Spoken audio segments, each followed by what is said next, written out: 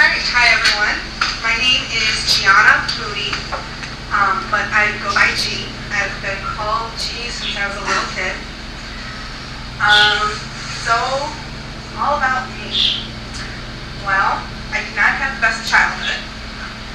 My mother was a hoarder, and some of you might have seen the TV show about hoarding. That's not even close to the reality.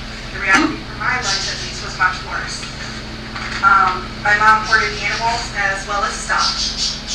So, for example, she had a stack of like cheeseburger wrappers, you know, like the cheese and stuff stuck on it, and greasy. She kept a stack of them near the phone, just in case she ran out of paper and needed to write something down. Now keep in mind, she had 6 boxes of paper next to the phone as well. She couldn't throw stuff out, and the wrappers would get moldy and nasty, and it didn't matter. It wasn't trash to her. One year, my 2 older brothers and I decided that we were going to clean the living room for Mother's Day. Oh boy, was that a mistake. So while she was at work, we spent all day cleaning, and we knew not to throw things out. So we just put everything in garbage bags and tucked them away in her bedroom for her to go through later. And then we vacuumed and we dusted and we did the windows, we moved the furniture, we got that living room spotless. Then when Mom came home, we were all hiding around the corner, and she walked in, took one look, and started crying. We thought she was happy at first, and we were like, surprise, happy Mother's Day!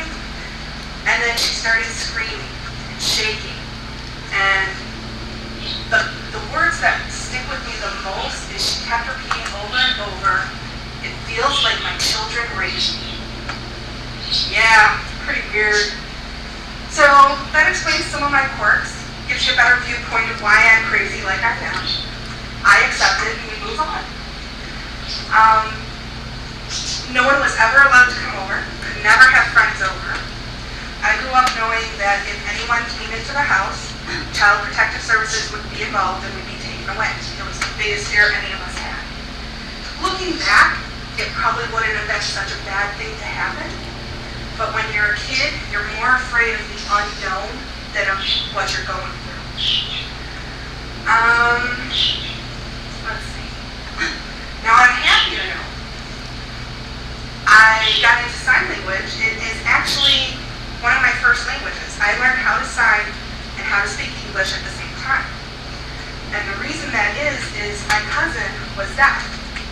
And she was 11 years older than me. So from the day I was born, she started babysitting me and signing to me. And then when I was 3 years old, my best friend in the entire world moved in across the street. And she was deaf also. So I signed all the time when I was a kid. The problem was, it was not ASL. It was signed exact English. Which meant that instead of signing, you know, go store, I would sign literally, I went to the store. And that's what I had experience with, what I practiced until I was 8 years old. Which is when my cousin got married and she moved up north. And my best friend Donna across the street, her family moved somewhere, I'm not even sure where. And I all of a sudden went from signing every day to having no one to sign with. And according to my mom, I tried to sign with her to keep going, but she had no clue. In my family, the only people who learned how to sign with my cousin was me and my granny. So no one else did. So I stopped signing. I had no one to practice with. I taught some of my friends in school how to figure spell, and during tests and stuff, we'd give each other answers. Horrible, I know, but I did it. And so I went through school. I was always kind of socially awkward because, you know, coming from, I won't say an abusive home because there are people who have far, far worse. But it wasn't the best of homes. I never really learned how to socialize appropriately, and that got worse when I was 12 years old. Now keep in mind, I was an extremely intelligent kid. I was so smart that I hurt myself. I was in the 9th grade when I was 12, and about a month into the semester, I got sick with mono. So I couldn't go to school. But every day I had friends or my brothers would bring my schoolwork, and I would keep working. So I turned stuff in. My grades did drop from straight A's down to like B's and C's, but I still had passing grades. However, the principal would not let me pass. He told me I'd missed too many days, so they held me back and I had to repeat the 9th grade. So at 13, such a smart, bright, wonderful child that I was, I turned in the already graded homework and papers from last year, this year.